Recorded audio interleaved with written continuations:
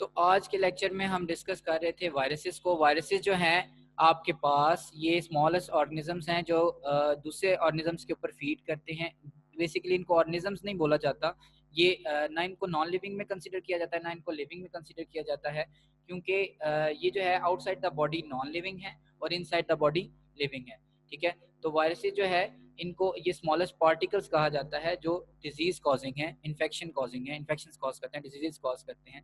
तो इनके साइजेस के बारे में हमने लास्ट लेक्चर में बात की थी। इसके बीच में हमने बात की थी कि छोटे वायरस से लेके लार्जर वायरसेस तक सारे वायरसेस जो हैं कंसिडर होते हैं। इनका स्मॉलेस्ट जो वायरस है वो अबाउट 20 नैनोमीटर से लेके लार्जेस्ट वायरस जो है 1.5 माइक्रोन मीटर तक जो है ये हो सकता है। इसके बाद हमने बात की थी कि ये आर्टिफिशियल मीडियम पे जो है ग्रोथ शो नहीं करते, और इसके अलावा ये ऑब्लिगेट इंट्रासेलुलर पैरासाइट्स होते हैं कि इनके ग्रो करने के लिए इनका जो है किसी ऑर्गेनिज्म के अंदर जाना, इनकी बॉडी के अंदर रहना जरूरी है। क्यों जरूरी है इसको हम देख चुके हैं, देखेंगे आगे लाइजोजेनिक और लेटिक साइकिल के बीच में। इसके अलावा ये एंटीबायोटिक से रेजिस्टेंस शो करती हैं। इनके स्ट्रक्चर के बारे में हमने बात की कि जीनोम्स होते हैं, कैप्सिड्स होते हैं इनके ऊपर, ठीक है, और नॉन इन्वेलप वायरसेस होते हैं, इन्वेलप वायरसेस होते हैं, प्रियॉन्स की बात की थी हमने, और होस्ट और जो है होस्ट के हिसाब से इनकी टाइप्स डिफरेंट होती हैं, एनिमल्स के होते हैं, प्लांट्स के होते हैं और बैक्टीरियाज के होते हैं। इसी तरह हमने बैक्टीरियोफेजेस में T2 और T4 फेजेस की बात की थी कि जो इनका हेड होता है इसके बीच में डीएनए मटेरियल होता है या आरएनए मटेरियल होता है। नेक जो है और जो शीट होती है ये इसको सारे के सारे डीएनए को मूव करवाती है, मूव करवाने में हेल्प करती है इनसाइड द बैक्टीरियल सेल या जो भी आप सेल यूज कर रहे हैं, ठीक है, जो भी आप बॉडी का सेल देख रहे हैं उसके बीच में। ठीक है, तो हम T2 और T4 फेजेस को डिस्कस करते हैं इनको रिसर्च करने के लिए, इनको समझने के लिए। तो हमने सबसे पहले देखा लाइफ साइकिल ऑफ बैक्टीरियोफेजेस में कि अटैचमेंट और पेनिट्रेशन दो प्रोसेसेस होते हैं। अटैचमेंट में जो है बैक्टीरियाज लैंड करते हैं, बैक्टीरियोफेजेस लैंड करते हैं और अपने आप को अटैच करवाते हैं उनकी बॉडी के साथ। पेनिट्रेशन में जो है वो इंजेक्ट करते हैं अपना डीएनए मटेरियल। ठीक है, तो सबसे पहले जो है हम इसकी बात कर रहे थे कि लैंड कैसे करते हैं। तो जो T4 फेजेस हैं या जो आपके पास फेजेस हैं, बैक्टीरियो फेजेस हैं, वो लैंड करते हैं अपनी जो लार्जर लेग्स होती हैं उनकी मदद से। ठीक है, तो जो इनके पास लॉन्ग टेल फाइबर्स होते हैं इनकी मदद से लैंड करते हैं। लैंड करने के बाद ये अपनी जो बेस प्लेट होती है यहाँ से शॉर्ट टेल फाइबर्स को ओरिजिनेट करवाते हैं। शॉर्ट टेल फाइबर्स के ओरिजिनेट होने के बाद जो बेस प्लेट होती है वो कॉन्ट्रैक्ट करती है। बेस प्लेट के कॉन्ट्रैक्ट करने के साथ ही उसमें से जो है लाइजोसोम्स को रिलीज किया जाता है। लाइजोसोम्स रिलीज करते हैं होते हैं और जाके जो उसकी साइटोप्लाज्म होती है बैक्टीरिया की, जो सेल वॉल होती है, सेल मेम्ब्रेन होती है, उसको डाइजेस्ट करना शुरू करते हैं। डाइजेस्ट करने के बाद एक ओपनिंग प्रोड्यूस करते हैं। उस ओपनिंग से जितना भी डीएनए मटेरियल होता है सारे का सारा उसमें मूव करता है। इसके हेड में जो डीएनए मटेरियल होता है या आरएनए मटेरियल होता है, जितना भी जीनोम होता है वो मूव करता है। जो उसका नेक रीजन होता है वहां से होता हुआ शीट के अंदर से मूव करता करता बैक्टीरियल सेल के अंदर पहुंच जाता है। अब यहाँ पहुंच के इसने क्या काम करना है, हाईजैक करना है पूरी मशीनरी को बैक्टीरिया की। उसकी जो पूरी बॉडी होती है उसका डीएनए जो होता है उसको हाईजैक करना है, और हाईजैक करने के बाद अपनी जो है प्रोजेनी प्रोड्यूस करके, प्रोजेनी का मतलब है अपने जो है ऑफस्प्रिंग प्रोड्यूस करके, अपने मजीद वायरसेस प्रोड्यूस करके ये इस पूरे के पूरे बैक्टीरिया को बस्ट करके उससे आउटसाइड रिमूव हो जाते हैं, उससे आउटसाइड निकल जाते हैं। ठीक है, और ये दूसरे बैक्टीरियाज को या दूसरे सेल्स को इसी तरह जो है यहाँ पे अब करेंगे, डिजीज कॉज करेंगे, उनको जो है इसी तरह खराब करेंगे। ठीक है, उनकी डेथ कॉज करेंगे। तो नेक्स्ट जो है हमारे पास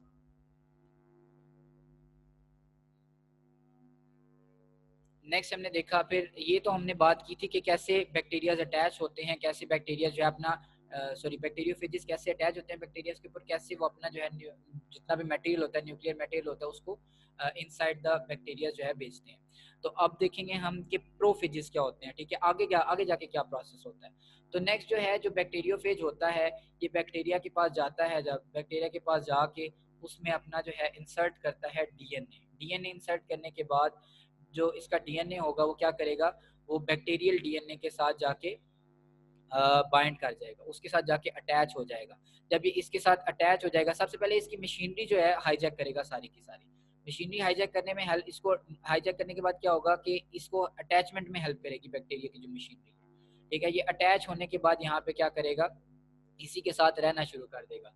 तो रहने से मुराद ये है कि इसी के साथ जैसे जैसे बैक्टीरियल जो जीनोम है वो रेप्लिकेट करेगा, ये भी रेप्लिकेट करेगा। इसको हम प्रो वायरस या प्रोफेज के नाम से जानते हैं। यहाँ पे इसको हम कहते हैं स्टेज में प्रोफेज या प्रो वायरस। ये जो प्रोफेज है अब ये रेप्लिकेट करता जाएगा जैसे जैसे बैक्टीरियल जीनोम रेप्लिकेट करता जाएगा, और जैसे जैसे बैक्टीरिया 2 में कन्वर्ट होते जाएंगे ये भी दूसरे सेल्स में भी आता जाएगा।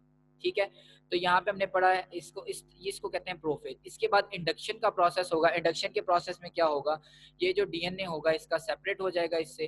ठीक है, इसके बाद सेपरेट होने के बाद ये जो लास्ट साइकिल हमने पढ़ा था लाइसोजेनिक साइकिल पढ़ा है। ठीक है, यहाँ पे ये जो हम देख रहे हैं ये लिटिक साइकिल है, ये सेपरेट हो जाएगा और सेपरेट इस प्रोसेस को कहते हैं इंडक्शन का प्रोसेस।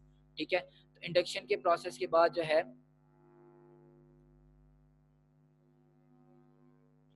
इंडक्शन के प्रोसेस के बाद हम लिटिक जो साइकिल है उसको डिस्कस करेंगे कि जो बैक्टीरिया है वो दूसरे साइकिल में एंटर हो जाता है जिसको जो बैक्टीरियोफेज है या इसका जो डीएनए है वो दूसरे साइकिल में एंटर हो जाता है जिसको हम लाइसोजेनिक साइकिल कहते हैं। ठीक है, सॉरी लिटिक साइकिल कहते हैं। लाइसोजेनिक साइकिल को हमने लास्ट डिस्कस कर लिया, लिटिक साइकिल कहते हैं। ठीक है, तो लिटिक साइकिल में क्या होगा, बैक्टीरिया का जो बैक्टीरियोफेज का डीएनए ये सेपरेट हो जाएगा। सेपरेट होने के बाद ये अपने लिए प्रोटीन जनरेट करेगा, अपने लिए प्रोटीन कोर्स जनरेट करेगा। ठीक है, सारी की सारी जो है जितनी भी इसको बॉडी के जितने भी इसके पार्ट्स होते हैं उनको जनरेट करेगा, फिर उनको अरेंज करेगा, फिर अपने लिए ज़्यादा सा डीएनए या आरएनए जो भी ये वायरसेस हैं वो जनरेट करेगा, और जनरेट करने के बाद इनको असेंबल कर लेगा इस फॉर्म में। असेंबल करने के बाद जब ये बैक्टीरियोफेजिस की फॉर्म में कन्वर्ट हो जाएगा, फिर बैक्टीरियोफेजिस क्या करेंगे, इसको इनकी सेल वॉल्स को बर्स्ट करेंगे और इनसे बाहर चले जाएंगे। ठीक है, तो ये आपके पास लिटिक साइकिल है। पीछे हमने लाइसोजेनिक साइकिल डिस्कस किया था, ये आपके पास लिटिक साइकिल है। तो ये दो साइकिल जो है आपके पास बैक्टीरिया की जो है बैक्टीरियोफेजिस के बीच में हमने डिस्कस की है। इसके बाद हमने डिजीज को देखा है, स्मॉल पॉक्स डिजीज है। ठीक है, स्मॉल पॉक्स जो है इसके बीच में हमने बात की कि वायरोला वायरसेस हैं, इसके ये डीएनए इन्वेलप वायरसेस हैं। ये चाइना में एपिडेमिक के तौर पे जो है अकर हुई थी, फिर ऐसा ऐसा दुनिया में फैलती गई। इसके बाद जो है इसमें क्या होता है कि आपके जिस्म पे जख्म बनते हैं जिनके बीच में फ्लूइड प्रेजेंट होता है, पस जिसको हम कहते हैं। वो पस सेल जो होते हैं वो जख्म आहिस्ता आहिस्ता सूखना शुरू होते हैं और पॉस्ट्यूल्स की फॉर्म में कन्वर्ट हो जाते हैं, और सूखते सूखते वो जख्म खत्म हो जाते हैं, उसके अंदर से पस निकल जाती है और पेनफुल होता है ये प्रोसेस सारे का सारा। और इसमें जो है एट द एंड स्कार रह जाता है जिसको हम पॉक्स का नाम देते हैं। जो स्कार बाकी रह जाता है उसको हम पॉक्स कहते हैं। और इसको हम कैसे खत्म कर सकते हैं, इम्यूनाइजेशन के जरिए, इम्यूनिटी क्रिएट करके बॉडी में। ठीक है, एक दफा इम्यूनिटी क्रिएट करें तो ये इम्यूनिटी आपके पास लॉन्ग टाइम रहती है।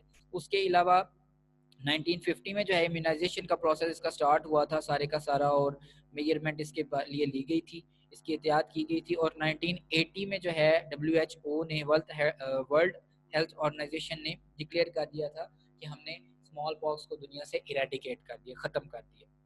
ये वायरोला वायरस है, इसमें ये इन्वेलप वायरसेस होते हैं आपके पास। नेक्स्ट जो है हर्पस सिम्प्लेक्स को हमने देखा है, जो आपके स्किन के ऊपर जितनी भी ये रैश वगैरह आती है या फिर जो कील महासे जिनको कहते हैं, ठीक है, वो चीज़ें आती हैं आपके स्किन के ऊपर, तो ये जो जख्म बनते हैं इस किस्म के, तो ये भी इस हर्पेस सिम्प्लेक्स वायरस की वजह से होते हैं। डीएनए वायरस होता है ये, ठीक है, लेजन्स कॉज करता है, जख्म कॉज करता है एक्टोडर्मल टिश्यू पे, आपकी अपर स्किन लेयर के ऊपर।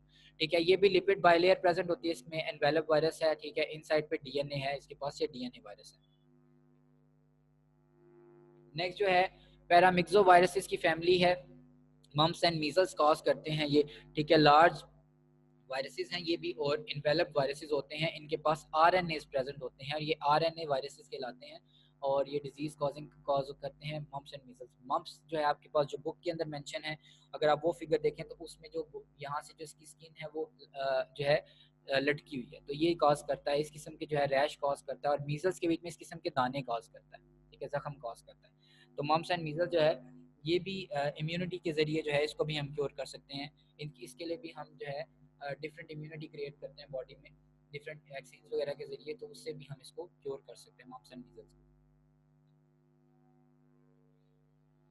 नेक्स्ट जो है इन्फ्लुएंजा को हमने डिस्कस किया है कि आरएनए वायरसेस हैं, आरएनए इन्वेलप वायरसेस हैं, और ये कॉमन फ्लू जो है उसको हम कहते हैं। ठीक है, और स्पेनिश इन्फ्लुएंजा के नाम से ओरिजिनेट हुआ था, ये स्पेन में ओरिजिनेट हुआ था। वहाँ पे जो है लोगों को फ्लू होता था और छींके मारते मारते जो है, खांसी करते करते छींके मारते मारते लोग जो है डेथ हो जाती थी उनकी, और ये इसका वायरस है, इन्वेलप वायरस होता है ये। ठीक है, और इसके बीच में जो है आरएनए वायरस है, ये डीएनए नहीं आरएनए वायरस है, और ये जो है डिजीज कॉज करता है, प्रॉब्लम कॉज करता है आप कॉमन फ्लू के बारे में तो आपको उसकी पता ही है, लेकिन मैं डिस्कस कर लेता हूँ, ठीक है। छींकें आती हैं, बुखार होते हैं, बुखार होता है, ठीक है। और इसके अलावा जो है जो आपका जो जितना भी स्पूटम होती है, जितना भी जो है वो रेशा जो है उसके बीच में सारे का सारा ऐड होता जाता है।